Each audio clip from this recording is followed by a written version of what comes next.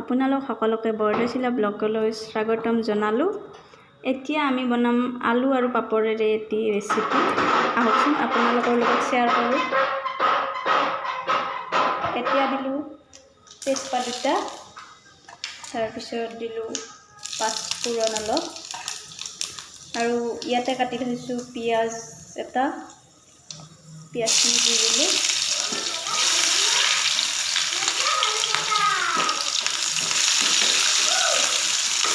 তাৰপিছত দিছোঁ 3টা জলকীয়া,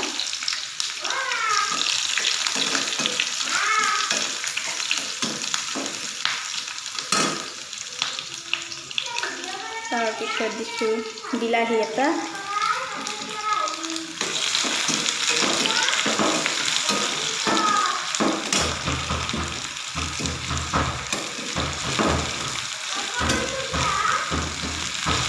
ভিডিঅ'টো শেষলৈ চাই থাকিবলৈ নাপাহৰিব। আদা অলপ, নহৰু অলপ, জিৰাৰ গুড়া অলপ, জলকীয়াৰ গুড়া অলপ,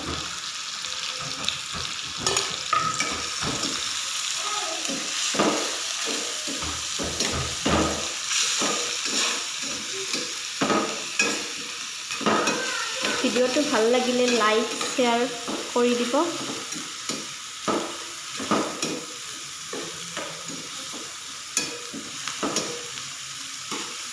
আৰু যদি বেয়াও লাগে কমেণ্ট কৰি কৈ দিব। এতিয়া দিম হালধি প্ৰয়োজন অনুসৰি, তাৰপিছত দিম নিমখ প্ৰয়োজন অনুসৰি,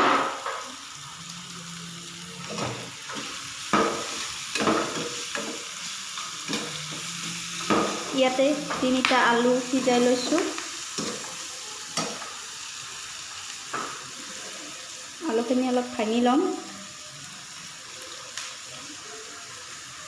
তাৰপিছত আলুখিনি দি দিলোঁ।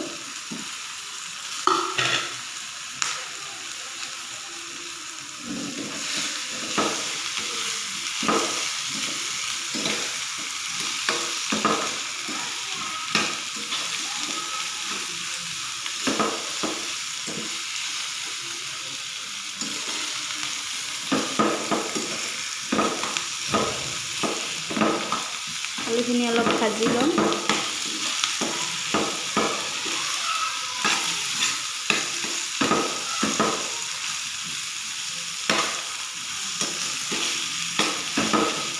বহুত সহজে বনাব পাৰি এই ৰেচিপিটো, আপোনালোকেও খাই চাবচোন ঘৰত।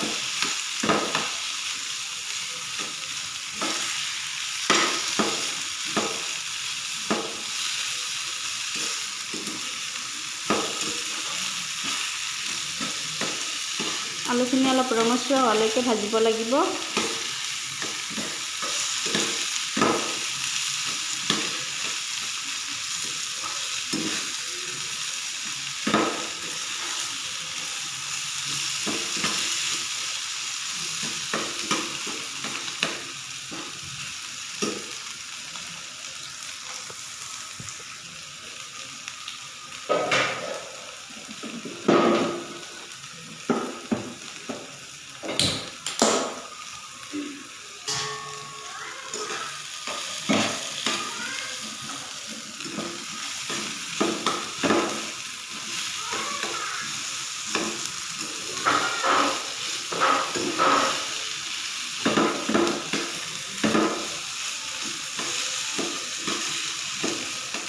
আলুখিনি ভাজি হৈ গ'ল।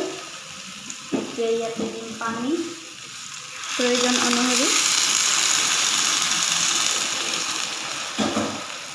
এতিয়া এইখিনি অলপ উতলিব লাগিব।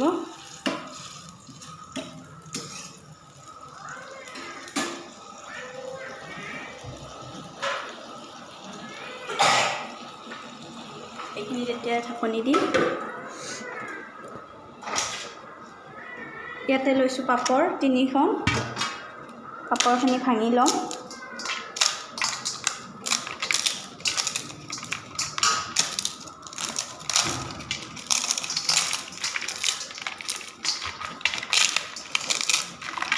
বেছিকৈও বনাব পাৰে আপোনালোকে। আমাৰ যিহেতুকে কম মানুহ সেইকাৰণে কমকৈ বনাইছোঁ।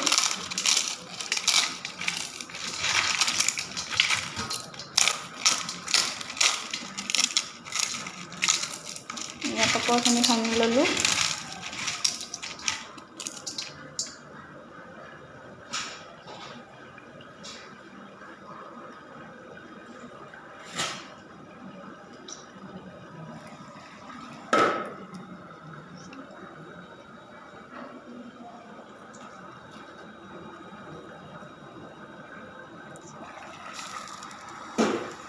এতিয়া আমাৰ আলুখিনি উতলি গ'ল। এতিয়া ইয়াৰ ওপৰত দিম পাপৰখিনি।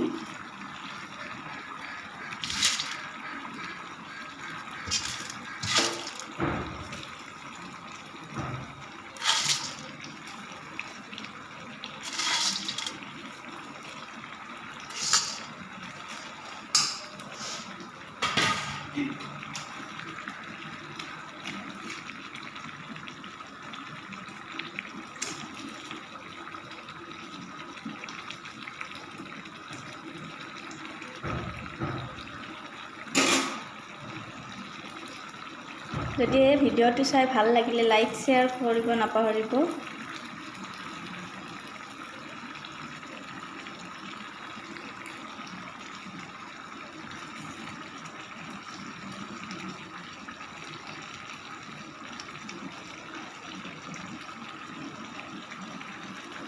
এয়া দেখিবলৈ কিমান ধুনীয়া লাগিছে চাওকচোন।